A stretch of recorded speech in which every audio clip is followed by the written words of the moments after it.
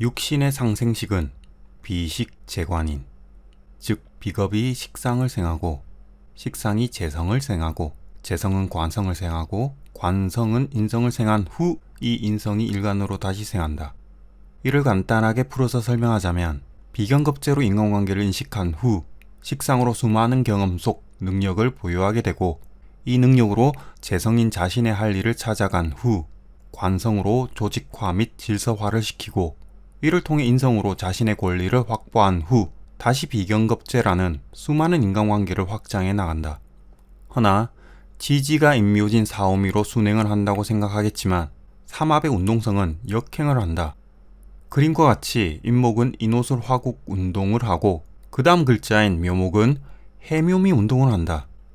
화국 운동을 한 다음 가을인 사유축 운동을 하며 결실을 맺어야 하는데 역으로 해묘미 운동을 한다는 것은 다시 초심으로 돌아가는 운동의 방향성을 가지게 되고 육신의 운동성 역시 태어나며 삶을 살아가기 이전에 인성으로 배움을 먼저 한다는 것을 뜻한다.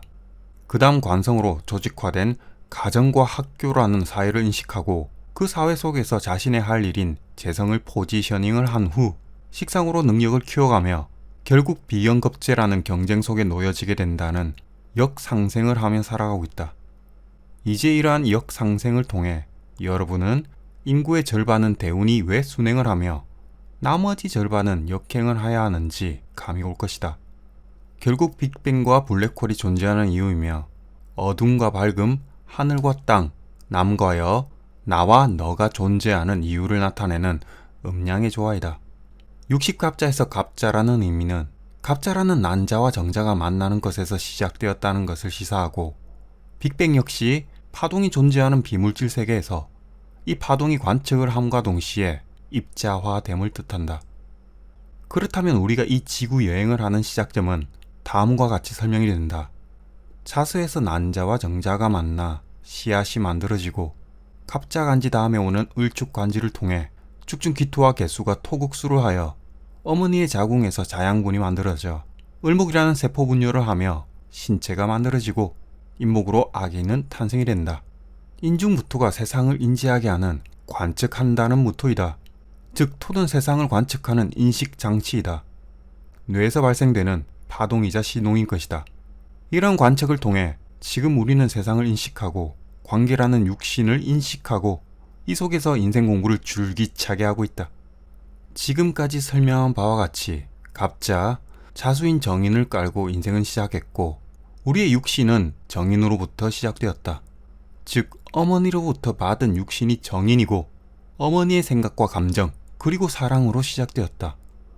우리가 뱃속에 있을 때 항상 어머니가 내 아기 사랑으로 태어나 사랑받으며 자라렴. 확실하게 이러한 파동이 아기한테 전달되었다면 부여받는 육신이 바로 정인이다. 따라서 지금 어머니가 밉고 조금이라도 서운한 감정이 있다면 지지의 운동성이 역행하듯 초심으로 돌아가 한 번쯤은 태어날 때 어머니가 나를 위한 기도, 나를 건강하고 사랑스럽게 키우기 위해 불철주야 노력했다는 그 마음을 다시 떠올려보자. 엄마, 인생을 살아보니 엄마가 이런 힘든 인생을 통해 나한테 짜증도 내고 가끔 썩을 년이라고 욕도 했지만 엄마 또한 얼마나 인생이 힘들었으면 이러겠나. 조금은 이해가 되네. 돈에 치이고 사람에 치이고 남편에 치이고 세상에 치이다 보니 더욱 엄마의 마음을 알아가는 것 같아. 엄마, 이제는 편안한 세상에서 마음껏 날아다니며 살아. 아빠 없는 그곳에서 행복하게 살아. 알겠지? 자, 여기서 키포인트는 아빠 없는 그곳에서 행복하게 살아. 역시 인생 공부를 빡세게 시켜주려는 남편을 통해 더욱 성장하고 자식을 통해 사랑을 알게 된 이 아름다운 인생에 모두 감사함을 통찰하시는 그날까지 파이팅 하세요. 정인을 알기 위해선 지금까지의 설명이 전부이다. 더 이상 뭐가 필요한가? 정인은 지식으로 살아간다는 말이 있다. 어머니가 나한테 해주셨던 것처럼 베푸는 마음으로 사람들에게 가르치는 것을 좋아하기에 세상의 모든 지식을 받아들이고 지식을 내보내는 마음가짐 자체가 그 어느 누구보다 다르다고 볼 수 있다. 그래서 스승의 마음이라고 한다. 정의는 또한 자신의 권리와 자리를 보존한다고 설명하는데 어머니가 나한테 나 자신은 소중하고 스스로 사랑하라는 자기 애를 알려주셨기에 타인의 말에 휘둘리지 않고 칭찬에도 겸손하며 온전히 다른 사람을 사랑할 줄 아는 무의식을 가졌기에 자신의 권리와 자리는 언제나 보존이 되는 것이다. 즉 타인의 권리와 자리를 지켜줌으로써 나오는 개개인이 소중한 인격체임을 인정하는 육신이 바로 정인이다.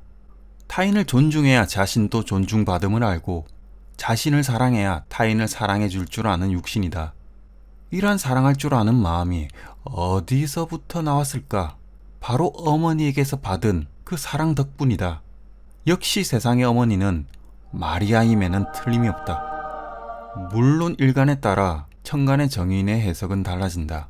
간목일간은 곱고 아련한 말투로 지혜를 배운 사람이고 을목일간은 가끔 정신적 혼미함을 만들기도 하지만 고향을 떠나 멀리 있는 부모님을 그리워하는 효심을 만들기도 한다.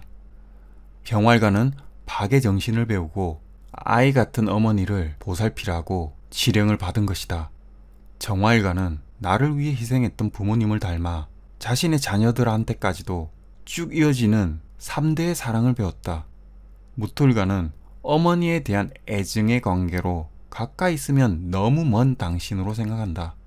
기토일간은 어머니와의 관계가 겉으로는 무정해 보이지만 속으로는 깊은 속정이 있다.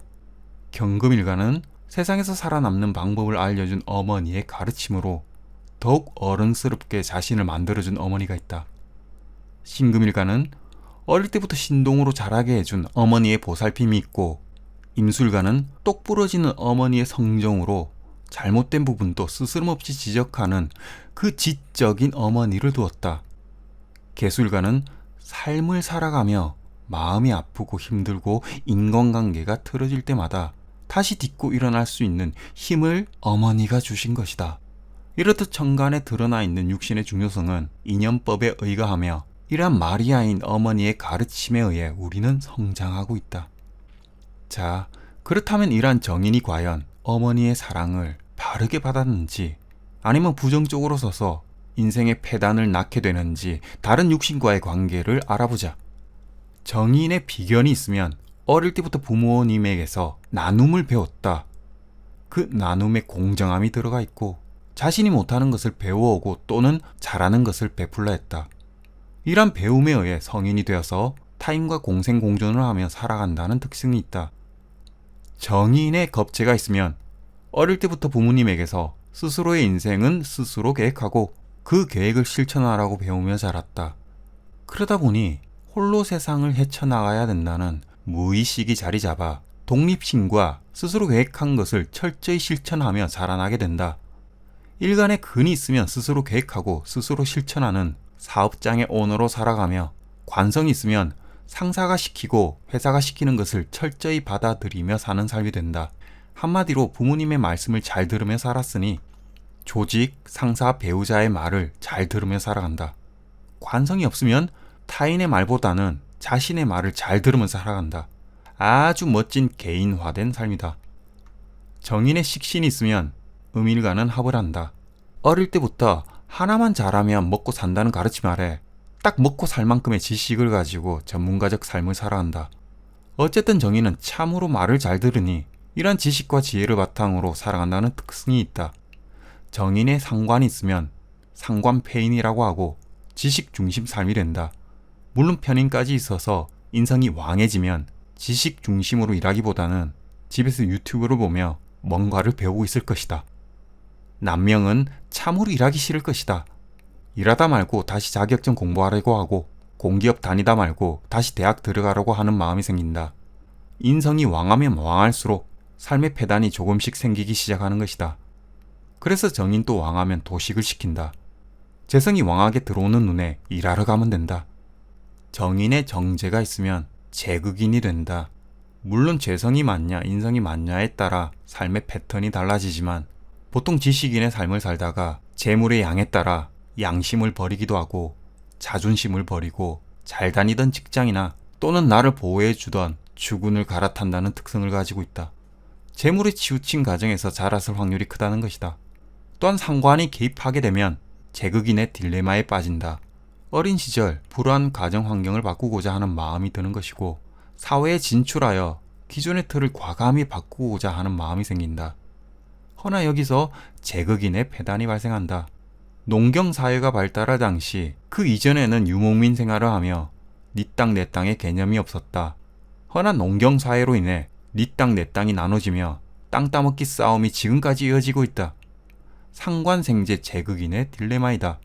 산업이 발달하여 기계가 제품을 만들고 대량 생산되던 시기에는 많은 문명의 발전으로 인간의 생활이 더욱 풍요로워졌던 건 사실이다.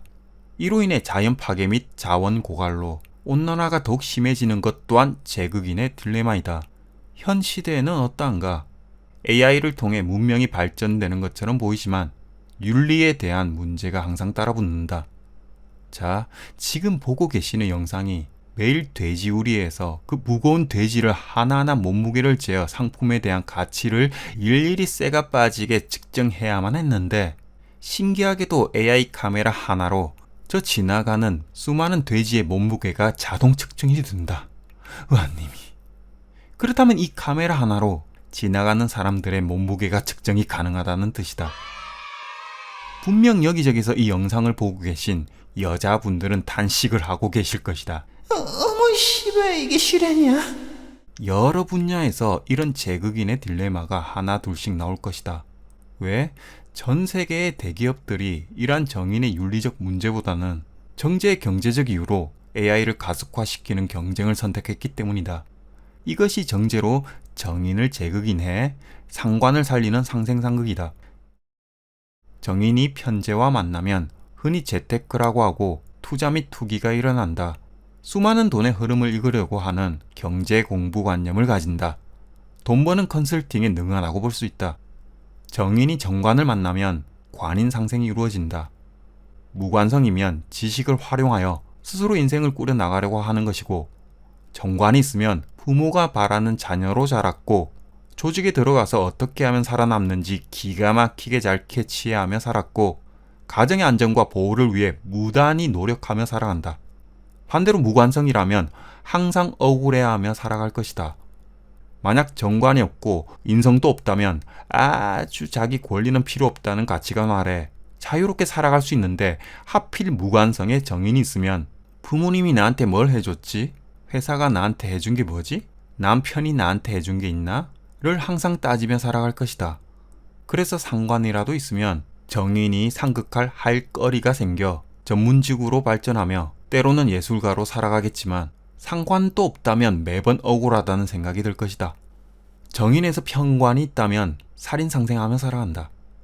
여기서 일간의 근이 있어야 이 어려운 난관인 편관에 대항하며 보험회사에서 보험왕도 했다가 영업직에서 영업왕도 한다. 편관이라는 자기 자리가 정해지지 않는 환경에서 정인이라는 자기 자리를 지키는 삶인데 출퇴근 시간이 정해지지 않았거나 자신의 자리가 딱 정해지지 않는 환경에 노출되는 것이다. 예를 들자면 소방서에서 사무직을 본다거나 일반 회사에서 영업 및 마케팅을 담당할 수 있다. 그래서 일간의 근이 없다면 이 또한 억울하다는 감정을 호소하며 살아갈 수 있다. 정인에 또 정인이 있다면 이 욕심쟁이다. 우후후. 정인의 편인이 있다면 이것은 인성 혼잡이라고 하고 재생관이 잘 안 된다면 멋진 남편 만나서 인생 공부도 해보고 일하기 싫어서 백수 생활도 해보고 하는 자유를 얻게 된다. 축하드립니다. 마무리를 하자면 인성은 지지에 있으면 받을 복이라고 하고 천간에 있으면 받을 수 있게끔 하는 꾀라고 한다. 그래서 어떠한 사람을 만나든 항상 웃음으로 대한다는 특징이 있다. 언제나 자기 권리를 챙겨야 하는 야무진 성격 덕분에 필요에 의해 과한 친절함이 나간다.